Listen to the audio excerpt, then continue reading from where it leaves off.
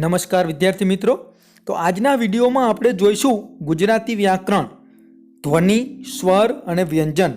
આપણે સૌ જાણીએ છીએ કે દરેક સ્પર્ધાત્મક પરીક્ષામાં ગુજરાતી વ્યાકરણ અવશ્ય પૂછાતું હોય છે। પછી ભલે ગમે તે સ્પર્ધાત્મક પરીક્ષા હોય, પ્યુનની હોય, ક્લાર્કની હોય, તલાટી હોય કે જુનિયર ક્લાર્ક હોય, સિનિયર ક્લાર્ક હોય, ટેટ હોય, ટાટ હોય કે કોઈ પણ જીપીએસસીની એક્ઝામ હોય તોય છતાં પણ એમાં ગુજરાતી વ્યાકરણ અવશ્ય પૂછાતું હોય છે।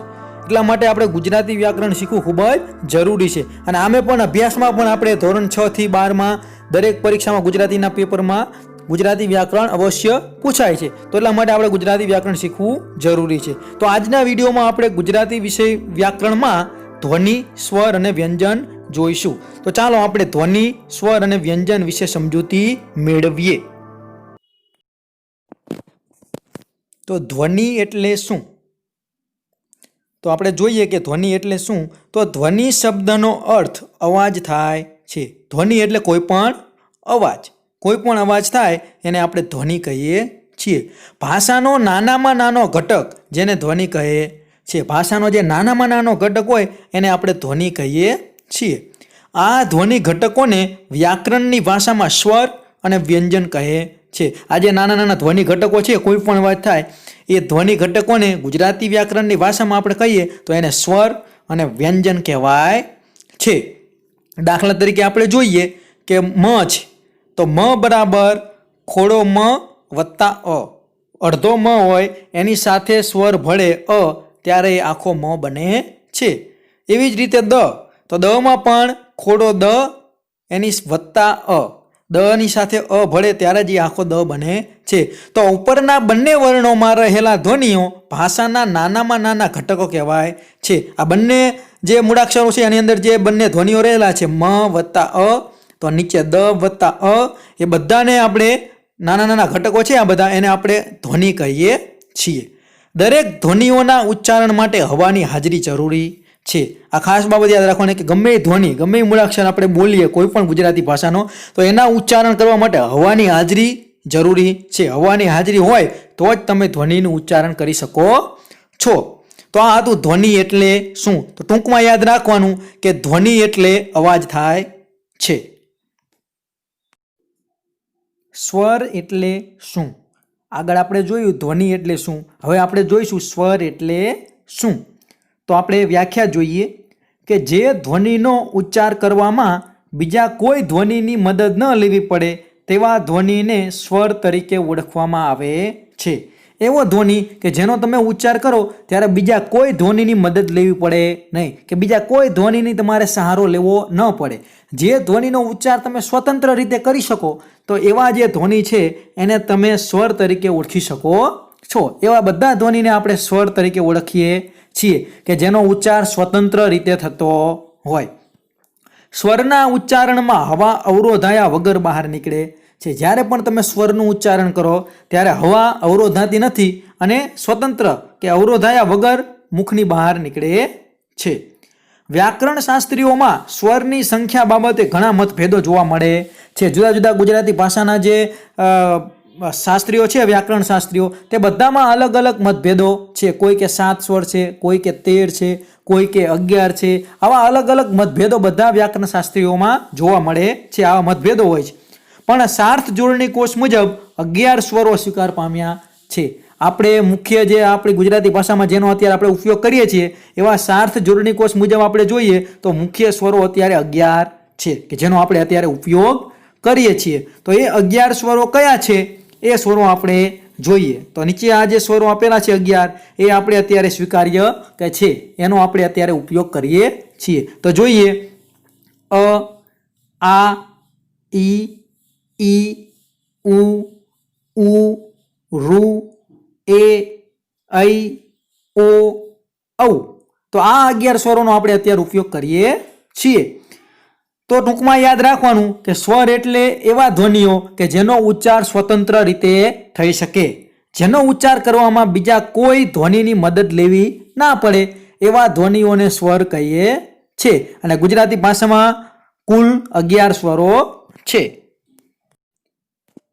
હસ્વ સ્વર, અને દીર્ઘ સ્વર એટલે શું? તો આપણે જોઈશું કે હસ્વ સ્વર એટલે શું અને દીર્ઘ સ્વર એટલે શું. તો સૌથી પહેલાં જોઈએ હસ્વ સ્વર. એની વ્યાખ્યા જોઈએ કે જે સ્વરનું ટૂંકું ઉચ્ચારણ થાય તેવા સ્વરોને હસ્વ સ્વરો તરીકે ઓળખવામાં આવે છે. કે જે સ્વર હોય એનું ટૂંકું ઉચ્ચારણ થાય, ઝડપથી ઉચ્ચારણ થઈ શકતું હોય એવા જે સ્વર છે એને આપણે હસ્વ સ્વર કહીએ છીએ. દાખલા તરીકે જોઈએ અ, ઈ, ઉ, ઋ. આ 4 હસ્વ સ્વરો છે. આ સ્વરનું તમે ઉચ્ચારણ કરો તો ઉચ્ચારણ ઝડપથી થઈ શકે છે, ઉચ્ચારણ લાંબુ થતું નથી. એટલા માટે આ સ્વરને આપણે હસ્વ સ્વર કહીએ છીએ. અને આ સ્વરની મદદથી લઘુ અક્ષર બને છે. હસ્વ સ્વરની મદદથી જે પણ અક્ષરો બને એ બધા લઘુ અક્ષર બને છે. પછી જોઈએ દીર્ઘ સ્વર. એની વ્યાખ્યા જોઈએ કે જે સ્વરનું લાંબુ ઉચ્ચારણ થાય તેવા સ્વરોને દીર્ઘ સ્વરો તરીકે ઓળખવામાં આવે છે. જે સ્વરનું તમે ઉચ્ચારણ કરો અને લાંબુ ઉચ્ચારણ કરવું પડે તેવા સ્વરોને આપણે દીર્ઘ સ્વરો તરીકે ઓળખીએ છીએ. દીર્ઘ સ્વરની મદદથી ગુરુ અક્ષર બને છે. જે પણ દીર્ઘ સ્વર છે એની મદદથી જે પણ બીજા વર્ણો બને એ ગુરુ અક્ષર બને છે. દીર્ઘ સ્વરો 7 છે. ગુજરાતી ભાષામાં દીર્ઘ સ્વરો કેટલા છે? તો કે 7. એ 7 કયા કયા છે આપણે જોઈએ. તો જો નીચે આપેલા છે અ પ્લસ અ બરાબર આ. અની સાથે અ ભળે એટલે આ થાય, તો આ રહ્યો એ દીર્ઘ સ્વર છે. બીજું ઈ પ્લસ ઈ, 2 હસ્વ ઈ ભેગા થાય એટલે એક દીર્ઘ ઈ બને છે. પછી ઉ વત્તા ઉ, 2 હસ્વ ઉ ભેગા થાય એટલે દીર્ઘ ઉ બને છે. અ વત્તા ઈ, અ અને હસ્વ ઈ ભેગા થાય એટલે એ બને છે. પછી અ વત્તા એ એટલે ઐ બને છે. અ વત્તા ઉ, અ અને હસ્વ ઉ ભેગા થાય એટલે ઓ બને છે. અ વત્તા ઓ, એ બંને ભેગા થાય એટલે ઔ બને છે. તો આ 7 જે છે એ દીર્ઘ સ્વરો છે. આ, ઈ, ઉ, એ, ઐ, ઓ અને ઔ. તો આ 7 સ્વરનું જ્યારે તમે ઉચ્ચારણ કરશો ત્યારે તમારે લાંબુ ઉચ્ચારણ કરવું પડશે. એટલા માટે દીર્ઘ સ્વર છે. ટૂંકમાં જે સ્વરનું ટૂંકું ઉચ્ચારણ થાય, ઝડપથી ઉચ્ચારણ થઈ શકે એને હસ્વ સ્વર કહે છે. અને જે સ્વરનું લાંબુ ઉચ્ચારણ થાય તેને દીર્ઘ સ્વર કહે છે. અને ગુજરાતી ભાષામાં કુલ 7 દીર્ઘ સ્વરો છે. સ્વર એટલે શું એ જોયું. હવે આપણે સ્વરોના ઉચ્ચાર સ્થાન જોઈએ કે સ્વરોનું કઈ રીતે ઉચ્ચાર થાય છે અને તેનો કઈ રીતે એના આધારે પ્રકાર નક્કી થાય છે. તો જોઈએ સ્વર, એનું સ્થાન અને પ્રકાર. જે રીતે સ્વરનો ઉચ્ચાર થાય એના આધારે ક્યાંથી બોલાય છે અને એનો પ્રકાર કયો છે એ આપણે જાણી શકીએ છીએ. તો પહેલું જોઈએ અ, આ. તો અ અને આ બોલો એ કંઠમાંથી બોલાય છે. એનું સ્થાન છે કંઠમાંથી, એટલા માટે એનો પ્રકાર છે કંઠ્ય. અ અને આ છે એ કંઠ્ય છે. પછી એ ઈ અને ઈ. તો ઈ છે તાળવામાંથી બોલાય, કંઠમાંથી નથી બોલાતું કે નથી એમાં હોઠનો ઉપયોગ થતો, એ તાળવામાંથી બોલાય છે. એટલા માટે એને તાલવ્ય કહેવાય છે. ઈ અને ઈ છે એ સ્વરને આપણે તાલવ્ય કહીએ છીએ. પછી છે ઉ અને ઉ. તો એ હોઠ, એમાં હોઠનો ઉપયોગ થાય. જ્યારે તમે બોલશો એટલે તમને ખુદ ખબર પડી જશે કે ઉ અને ઉ બોલો એટલે તમારા હોઠનો ઉપયોગ થાય છે. તમને જાતે જ તેનો અનુભવ થશે. એટલા માટે એને ઓષ્ઠ્ય કહેવાય છે. આ ઉ અને ઉ છે એ સ્વર ઓષ્ઠ્ય પ્રકારમાં આવે છે. પછી છે રૂ. તો રૂ એ મૂર્ધામાંથી આપણે બોલાય છે કે જીભનો વચ્ચેનો ભાગ છે એ તાળવાને એટલે મૂર્ધામાંથી રૂ બોલાય, એટલા માટે એનો પ્રકાર છે મૂર્ધન્ય. પછી છે એ અને ઐ. તો આ એ અને ઐ બોલો એમાં કંઠ અને તાળવું એ બંનેનો ઉપયોગ થાય છે કે બંને સ્થાનમાંથી એ બોલાય છે. એટલા માટે એને કંઠ તાલવ્ય કહેવાય છે. આ એ અને ઐ છે એને કંઠ તાલવ્ય પ્રકારમાં આવે છે, કંઠ્ય તાલવ્ય. પછી છેલ્લું છે ઓ અને ઔ. તો આ ઓ અને ઔ જ્યારે તમે બોલો ત્યારે કંઠ અને હોઠ બંનેનો ઉપયોગ થાય છે. કંઠમાંથી પણ બોલાય અને તમારા હોઠ પણ એમાં ભાગ ભજવે છે. એટલા માટે એનો પ્રકાર થશે કંઠોષ્ટ્ય. કંઠ અને હોઠ બંનેનો ઉપયોગ થાય છે. એટલા માટે ઓ અને ઔ જે સ્વર છે એનો પ્રકાર કહેવાય કંઠોષ્ટ્ય, કે કંઠ અને હોઠ બંનેનો ઉપયોગ તેમાં થાય છે. તો આ રીતે સ્વરોના ઉચ્ચાર સ્થાન નક્કી થાય છે કે સ્વર છે એ જે સ્થાનથી બોલાતો હોય એના આધારે જ એનો પ્રકાર નક્કી થાય છે કે તે કયો પ્રકારનો સ્વર છે। તો આ રીતે આપણે જુદા જુદા સ્વરોનું ઉચ્ચારણ કરી શકીએ છીએ કે કંઠમાંથી બોલાય છે, તાળવામાંથી બોલાય છે, હોઠમાંથી બોલાય છે, મૂર્ધામાંથી બોલાય છે, કે કંઠ અને તાળવા બંનેમાંથી બોલાય છે, કે કંઠ અને હોઠમાંથી બોલાય છે। જે રીતે બોલાતું હોય એ રીતે એનો આપણે પ્રકાર નક્કી કરી શકીએ છીએ।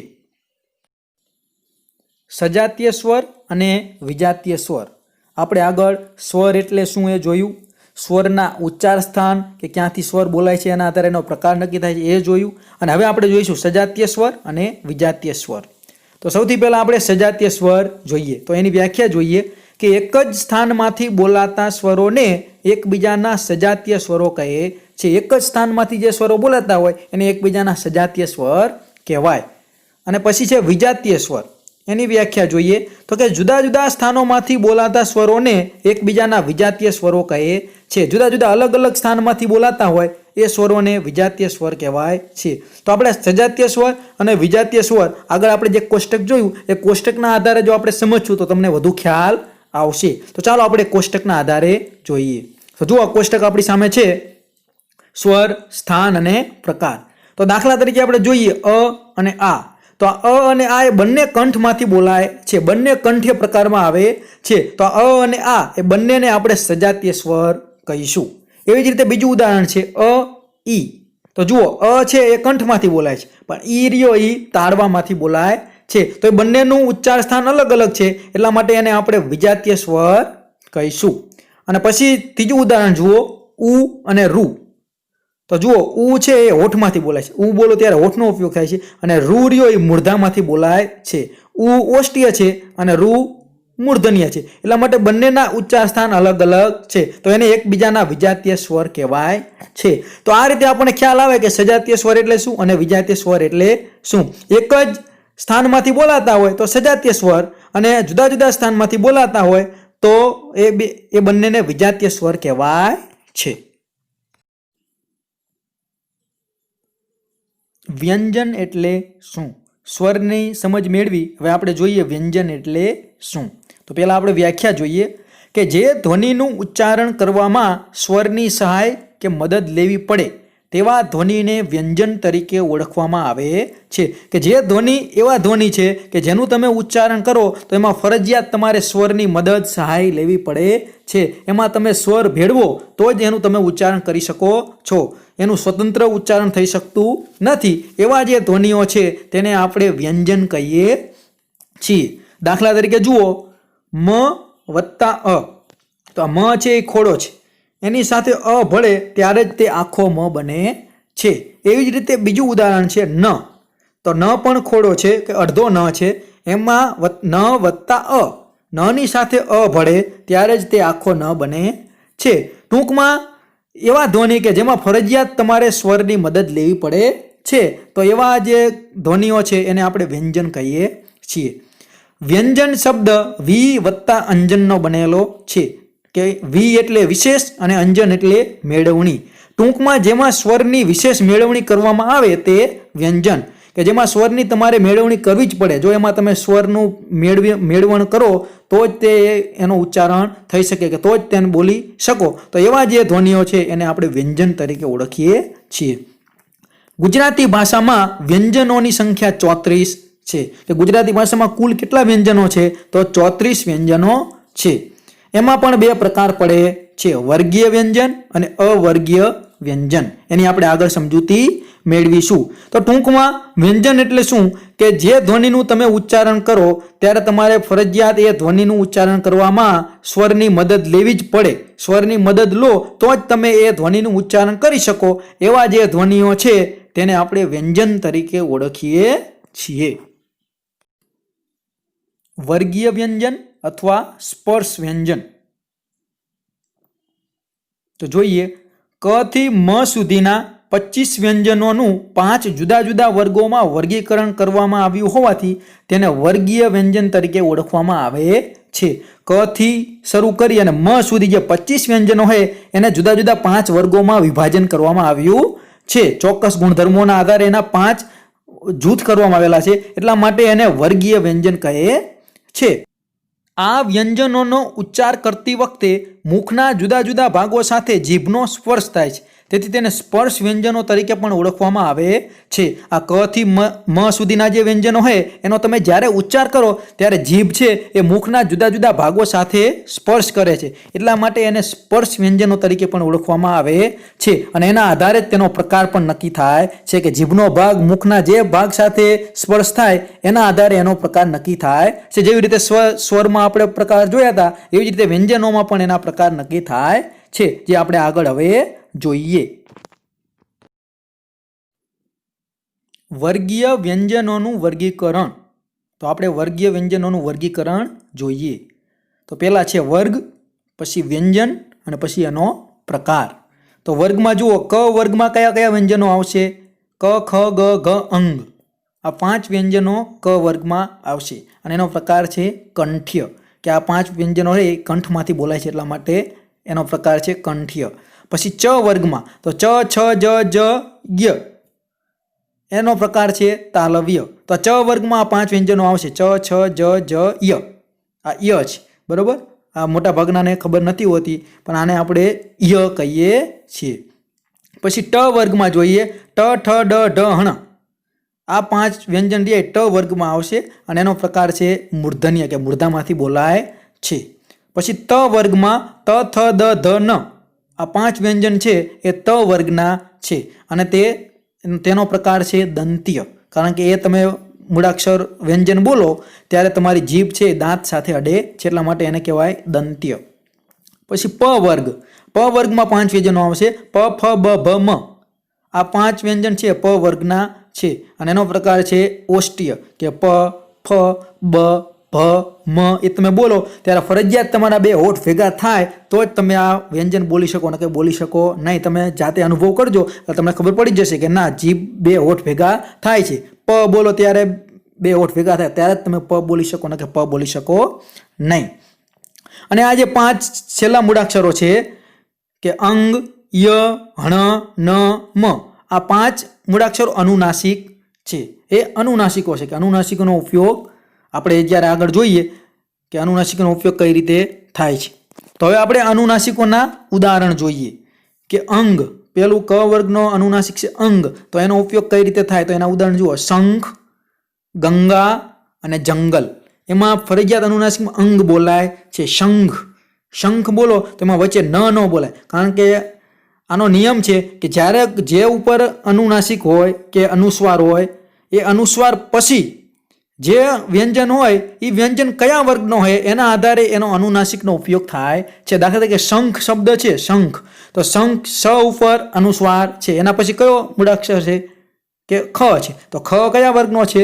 ક વર્ગનો. તો ક વર્ગનો અનુનાસિક કયો છે? અંગ, તો શંખ એમ બોલાય છે. શંખ એમાં ન બોલી શકાય નહીં, શંખ એમાં અંગ બોલાય છે. એવી રીતે ગંગા, જંગલ એ બધામાં અંગ અનુનાસિકનો ઉપયોગ થાય છે. પછી બીજો ચ વર્ગમાં કયા અનુનાસિક છે? કિંજલ, મંછા અને સિંચાઈ. તો મંછા શબ્દ હોય એમાં આપણે મોટા ભાગના બોલતા હોય મંછા, ન બોલતા, પણ ન ના બોલી શકાય કારણ કે અનુસ્વાર પછી મૂળાક્ષર છે છ. તો છ કયા વર્ગનો હોય? ચ વર્ગનો. તો ચ વર્ગમાં કયો અનુનાસિક આવે? ય. તો મંછા, મંછા એમ બોલી શકાય, મંછા એમ બોલી શકાય નહીં. પછી ટ વર્ગના અનુનાસિકના ઉદાહરણ જોઈએ. દંડ, મંડપ અને ખંડ.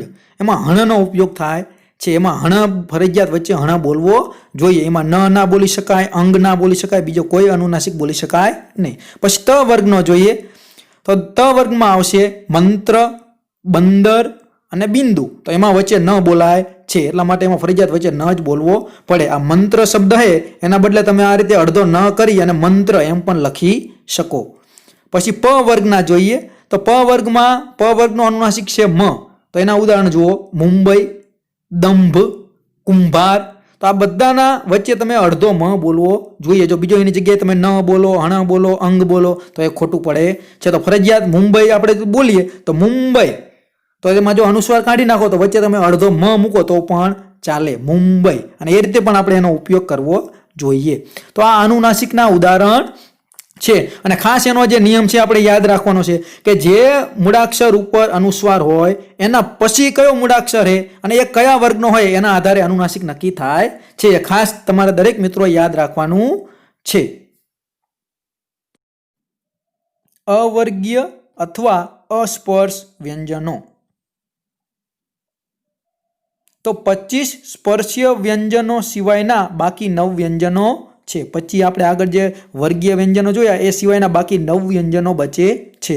આ 9 વ્યંજનોનો ઉચ્ચાર કરતી વખતે જીભ ઉચ્ચાર સ્થાનોને બરાબર સ્પર્શ કરતી નથી। આ વ્યંજનોનું વર્ગીકરણ થઈ શકતું નથી, તેથી તેને અવર્ગીય વ્યંજનો કહે છે કે આ જે વ્યંજનો છે એનું ચોક્કસ વિભાગમાં વર્ગીકરણ થઈ શકતું નથી કે જીભ બરાબર મુખના જુદા જુદા સ્થાનોને સ્પર્શ કરતી નથી, એટલા માટે એને અસ્પર્શીય કે અવર્ગીય વ્યંજનો કહે છે। ઉદાહરણમાં જુઓ, બાજુમાં આપણે આપેલું છે કે વ્યંજન અને તેનો પ્રકાર। તો આ 9 વ્યંજનો છે। પહેલું છે ય અને શ, તો એ તાલવ્ય છે કે તાલ સાથે બોલાય છે। પછી છે ર, શ અને અળ, તો આ મૂર્ધન્ય છે કે મૂર્ધામાંથી બોલાય છે। લ અને શ, તો લ અને સ છે એ દંત્ય છે કે લ અને સ તમે બોલો ત્યારે જીભ ફરજિયાત દાંતને અડવી જોઈએ કે દાંતને અડે, એટલા માટે એને દંત્ય કહેવાય છે। પછી વ, તો દંતોષ્ટ્ય કે દંત અને દાંત અને હોઠ બંનેનો ઉપયોગ થાય, એટલા માટે વ છે દંતોષ્ટ્ય કહેવાય છે। અને છેલ્લું છે હ, તો હ છે એ કંઠ્ય છે, કંઠમાંથી બોલાય છે, એટલા માટે હ રહ્યો એનો પ્રકાર થાય કંઠ્ય। તો આ 9 વ્યંજનો એવા છે કે અવર્ગીય વ્યંજનો છે કે જેનું ચોક્કસ ભાગમાં વર્ગીકરણ થઈ શકતું નથી, એટલા માટે આ 9 વ્યંજનોને આપણે અવર્ગીય વ્યંજન અથવા અસ્પર્શ વ્યંજન તરીકે પણ ઓળખી શકીએ છીએ। ગુજરાતી ભાષાના કુલ વ્યંજનો કે ગુજરાતી ભાષામાં કુલ કેટલા વ્યંજનો છે એ આપણે હવે જોઈએ। તો જુઓ, કુલ વ્યંજનો આપેલા છે, આપણે જોઈએ ક્રમશર। ક, ખ, ગ, ઘ, અંગ, ચ, છ, જ, જ, ય, ટ, ઠ, ડ, ઢ, હણ, ત, થ, દ, ધ, ન, પ, ફ, બ, ભ, મ, ય, ર, લ, વ, શ, શ, સ, હ, અડ। આ 34 વ્યંજનો છે એ કુલ ગુજરાતી ભાષાના 34 વ્યંજનો છે। ખાસ યાદ રાખવાનું કે ગુજરાતી ભાષામાં કુલ કેટલા વ્યંજનો છે તો 34। અને ક્ષ અને જ્ઞ એ બે આપણે જે મૂળાક્ષરોમાં છે એ વ્યંજનમાં આવતા નથી, એ જોડાક્ષરમાં આવે છે, કારણ કે બે વ્યંજનો ભેગા મળી અને એ શબ્દ કે મૂળાક્ષર બને છે। ક્ષ અને જ્ઞ આ બે વ્યંજનો છે એ બે વ્યંજનો ભેગા થઈ અને જોડાક્ષર બનેલો છે, એટલા માટે એને આપણે વ્યંજનમાં ગણતરી કરતા નથી। તો આ કુલ 34 વ્યંજનો ગુજરાતી ભાષામાં છે। તો આપણે યાદ રાખવાનું કે ગુજરાતી ભાષામાં કુલ કેટલા વ્યંજનો છે તો આ 34 વ્યંજનો ગુજરાતી ભાષામાં છે। અને આ 34 વ્યંજનોના આધારે જ એ વ્યંજનનો ક્રમ નક્કી થશે। જ્યારે શબ્દકોશના ક્રમમાં આપણે શબ્દો ગોઠવવાના થશે ત્યારે આ વ્યંજનનો ક્રમ આના આધારે જ, આ 34 વ્યંજનના આધારે જ એનો ક્રમ નક્કી થશે કે કયા વ્યંજન પછી કયો વ્યંજન આવે। તો આપણે ખાસ યાદ રાખવાનું કે ગુજરાતી ભાષામાં કુલ 34 વ્યંજનો છે, જે આ મુજબ છે। અલ્પપ્રાણ વ્યંજન અને મહાપ્રાણ વ્યંજન। તો સૌથી પહેલા આપણે જોઈશું અલ્પપ્રાણ વ્યંજન। અલ્પપ્રાણ વ્યંજન એટલે શું એની વ્યાખ્યા જોઈએ કે જે વ્યંજનોના ઉચ્ચારણ કરવામાં ઓછી હવાની જરૂર પડે તેને અલ્પપ્રાણ વ્યંજન કહે છે।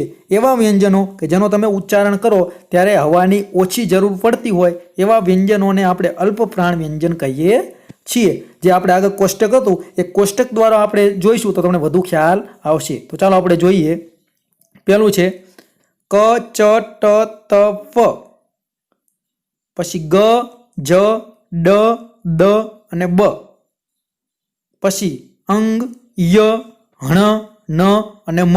તો આ બધા વ્યંજનો છે એ જુઓ, તમે જ્યારે એનું ઉચ્ચારણ કરશો ત્યારે ખૂબ જ ઓછી હવાની જરૂર પડશે અને ઝડપથી તમે એનું ઉચ્ચારણ કરી શકશો, એટલા માટે એને કહેવાય અલ્પપ્રાણ વ્યંજન, કે એ વ્યંજનોનું ઉચ્ચારણ કરવામાં હવાની ઓછી જરૂર પડે છે। ટૂંકમાં આપણે યાદ રાખવાનું કે જે વ્યંજનોનું તમે ઉચ્ચારણ કરો ત્યારે હવાની ઓછી જરૂર પડે, ઝડપથી તમે બોલી શકો, ઓછી હવાના ઉપયોગ દ્વારા કે ઓછી હવાની જરૂર પડે અને તમે વ્યંજન બોલી શકો, તો એ વ્યંજનોને આપણે અલ્પપ્રાણ વ્યંજન તરીકે ઓળખીએ છીએ। અને આપણે જે આ તમને દર્શાવે એ બધા અલ્પપ્રાણ વ્યંજન છે। ક, ચ, ટ, ત, પ, ગ, જ, ડ, દ, બ, અંગ, ય, હણ, ન, મ, આ બધા વ્યંજનો અલ્પપ્રાણ વ્યંજન છે। તો એટલા માટે આપણે એને અલ્પપ્રાણ વ્યંજન કહીશું। હવે જોઈએ મહાપ્રાણ વ્યંજન। તો એની વ્યાખ્યા જોઈએ કે જે વ્યંજનોના ઉચ્ચારણ કરવામાં વધારે હવાની જરૂર પડે તેને મહાપ્રાણ વ્યંજન કહે છે। કે જે વ્યંજનોનું તમે ઉચ્ચારણ કરો અને હવાની વધારે જરૂર પડે તેને મહાપ્રાણ વ્યંજન કહેવાય, જે આપણે કોષ્ટક દ્વારા समझिए। तो जुओ आ कोष्टक तमारी सामे छे, एमां आपणे महाप्राण व्यंजन जोईए। तो जुओ शुरुआत में ख, छ, ठ, थ, फ, पछी घ, ज, ढ, ध, भ। आ जे व्यंजनों छे ए व्यंजनों ज्यारे तमे बोलशो त्यारे हवानी एमां वधारे जरूर पड़शे, झड़पथी बोली शकाशे नहीं। जेवी रीते आपणे अल्पप्राण व्यंजन में क बोलता था, ज्यारे झड़पथी बोली शकाय क, एवी रीते ख बोलो तो तमारे वधारे हवानी जरूर पड़े छे। ज्यारे तमे बोलशो त्यारे तमे खुद एनो अनुभव करी शकशो। तो आ बधा व्यंजनों ख, छ, ठ, थ, फ, घ, ज, ढ, ध, भ आ मूळाक्षरोनो तमे उच्चार करशो त्यारे वधारे हवानी जरूर पड़े छे, एटला माटे एने महाप्राण व्यंजन कहे छे। टूंकमां जे व्यंजनोनुं तमे उच्चारण करो अने हवानी वधारे जरूर पड़े तो एने महाप्राण व्यंजन तरीके आपणे ओळखीए छीए। जे आपणे खास याद राखवानुं छे के हवानी वधारे जरूर पड़ती होय उच्चारण करती वखते तो ए महाप्राण व्यंजन छे। घोष व्यंजन अने अघोष व्यंजन। આપણે વ્યંજન એટલે શું જોયું, વ્યંજનના પ્રકારો જોયા, અલ્પપ્રાણ મહાપ્રાણ વ્યંજન જોયા। હવે જોઈશું ઘોષ વ્યંજન અને અઘોષ વ્યંજન। તો સૌથી પહેલા જોઈએ ઘોષ વ્યંજન। તો એની વ્યાખ્યા છે કે જે વ્યંજનોના ઉચ્ચારણ કરતી વખતે હવા નાદતંત્રીઓને કંપાવીને પસાર થાય છે અને અવાજ કોમળ નીકળે તેવા વ્યંજનોને ઘોષ વ્યંજન કહે છે। કે જે વ્યંજનોનું તમે ઉચ્ચારણ કરો ત્યારે નાદતંત્રીઓ કંપન અનુભવે છે। એ વ્યંજન તમે બોલો અને તમે ગળા ઉપર હાથ રાખો તો અહીંયા કંપન કે ધ્રુજારી આવે છે અને અવાજ કોમળ નીકળે છે, એવા વ્યંજનોને ઘોષ વ્યંજન કહેવાય છે, જે આપણે કોષ્ટક દ્વારા જોઈએ। તો જુઓ આ વર્ગીકરણ કરેલું છે, એમાં જુઓ ગ, જ, ડ, દ, બ, ઘ, જ, ઢ, ધ, ભ, અંગ, ય, હણ, ન, મ। આ બધા વ્યંજનો જ્યારે જ્યારે તમે એનું ઉચ્ચારણ કરશો ત્યારે તમારી નાદતંત્રી કે ગળા ઉપર તમે હાથ રાખશો તો તમને ધ્રુજારીનો અનુભવ થશે અને આ વ્યંજનોનો ઉચ્ચાર કરશો એટલે એનો અવાજ તમારો કોમળ નીકળશે, એટલા માટે આને ઘોષ વ્યંજન કહે છે। તમે ખુદ બોલજો એટલે તમને અનુભવ થઈ જશે કે ગ બોલો અને ગ બોલી અને તમે ગળા ઉપર હાથ નાખશો તો તમને ધ્રુજારીનો અનુભવ થશે, એટલા માટે આ ઘોષ વ્યંજન છે। તો ટૂંકમાં કે જે વ્યંજનોનું ઉચ્ચારણ કરતી વખતે હવા નાદતંત્રીઓને કંપાવીને પસાર થાય કે તમારા ગળા ઉપર ધ્રુજારી અનુભવાય અને અવાજ કોમળ નીકળે તો એ બધા વ્યંજનોને ઘોષ વ્યંજન તરીકે આપણે ઓળખીએ છીએ। આ બધા વ્યંજન જ્યારે તમે બોલશો ત્યારે તમારા ગળા ઉપર ધ્રુજારી આવશે અને અવાજ કોમળ નીકળશે, કારણ કે આ ઘોષ વ્યંજન છે। હવે જોઈએ અઘોષ વ્યંજન। તો એની વ્યાખ્યા જોઈએ કે જે વ્યંજનોના ઉચ્ચારણ કરતી વખતે હવા નાદતંત્રીઓને કંપાવ્યા વિના પસાર થાય છે અને અવાજ કઠોર નીકળે તેવા વ્યંજનોને અઘોષ વ્યંજન કહે છે। કે જે વ્યંજનોનું તમે ઉચ્ચારણ કરો ત્યારે તમે તમારા હાથ રહ્યો કે આંગળી એ ગળા ઉપર રાખો તો અહીંયા ધ્રુજારી અનુભવાશે નહીં અને એ વ્યંજનોનું ઉચ્ચારણ કરશો ત્યારે અવાજ થોડો કઠોર નીકળશે, તો એવા વ્યંજનોને આપણે અઘોષ વ્યંજન કહીએ છીએ। ચાલો આપણે કોષ્ટક દ્વારા સમજીએ। તો જુઓ કોષ્ટકમાં ક, ચ, ટ, ત, પ, ખ, છ, ઠ, થ, ફ આ બધા વ્યંજનો છે જ્યારે તમે બોલશો અને તમારે આંગળી તમે ગળા ઉપર રાખશો તો તમને ધ્રુજારી અનુભવાશે નહીં અને આ વ્યંજનોનું ઉચ્ચારણ કરતી વખતે અવાજ થોડો કઠોર નીકળશે, એટલા માટે આ વ્યંજનોને અઘોષ વ્યંજન કહેવાય છે। તમે બોલો ક બોલો અને ગળા ઉપર આંગળી રાખશો તો ગ બોલો એવી ધ્રુજારી આવશે નહીં। ચ બોલો તો ચ બોલતી વખતે પણ જેવી તમે જ બોલતા હતા એવી ધ્રુજારી આવશે નહીં। ટૂંકમાં કે જે વ્યંજનોનું ઉચ્ચારણ કરતી વખતે હવા નાદતંત્રીઓને કંપાવે વિના કે આપણા ગળા ઉપર કંપારી અનુભવાતી નથી અને અવાજ થોડો કઠોર નીકળે તો એવા વ્યંજનોને આપણે અઘોષ વ્યંજન કહીશું। પ્રકંપી વ્યંજન અને મરમર વ્યંજન। સૌથી પહેલા આપણે જોઈશું પ્રકંપી વ્યંજન। તો એની વ્યાખ્યા છે કે જે વ્યંજનના ઉચ્ચારણ કરતી વખતે જીભમાં કંપ ઉત્પન્ન થાય તેવા વ્યંજનને પ્રકંપી વ્યંજન કહે છે। કે જે વ્યંજનનું તમે ઉચ્ચારણ કરો અને તમારા જીભમાં ધ્રુજારી ઉત્પન્ન થાય એવા વ્યંજનને પ્રકંપી વ્યંજન કહે છે। ગુજરાતીમાં ર પ્રકંપી વ્યંજન છે। જ્યારે તમે ર બોલો ત્યારે જીભમાં ધ્રુજારી ઉત્પન્ન થશે, તમે જાતે બોલો એટલે તમને અનુભવ થશે, તમે ર બોલો એટલે તમારી જીભ ધ્રુજારી અનુભવશે કે કંપારી અનુભવશે, એટલા માટે ર રહ્યો એ પ્રકંપી વ્યંજન છે। હવે જોઈએ મરમર વ્યંજન। એની વ્યાખ્યા જોઈએ કે જે વ્યંજનના ઉચ્ચારણ વખતે નાદતંત્રી વચ્ચે રહેલ જગ્યામાંથી ઝીણો ઝીણો કંપ ઉત્પન્ન થાય છે અને હવા નાદતંત્રી સાથે ઘસાય અને જે ધ્વનિ ઉત્પન્ન થાય તેને મરમર વ્યંજન કહે છે. કે એવો વ્યંજન કે જેનું તમે ઉચ્ચાર કરો ત્યારે નાદતંત્રી વચ્ચે જે ગળા વચ્ચે બંને સાઈડ જગ્યા રહેલી હોય એમાંથી ઝીણો ઝીણો ધ્રુજારી ઉત્પન્ન થાય છે અને હવા છે નાદતંત્રી સાથે ઘસાય છે અને જે ધ્વનિ ઉત્પન્ન થાય તેને મરમર ધ્વનિ કહે છે. તો ગુજરાતીમાં હ છે એ મરમર વ્યંજન છે. ધ્વનિ વર્ગીકરણ. તો ધ્વનિ વર્ગીકરણ એટલે શું? તો આપણે એની વ્યાખ્યા જોઈએ કે જે તે શબ્દમાં રહેલા ધ્વનિઓ છૂટા પાડવાની ક્રિયાને ધ્વનિ વર્ગીકરણ કહે છે. કોઈ પણ શબ્દ આપેલો હોય એમાં રહેલા તમામ ધ્વનિઓ આપણે છૂટા પાડીએ તો એને ધ્વનિ વર્ગીકરણ કહેવાય છે.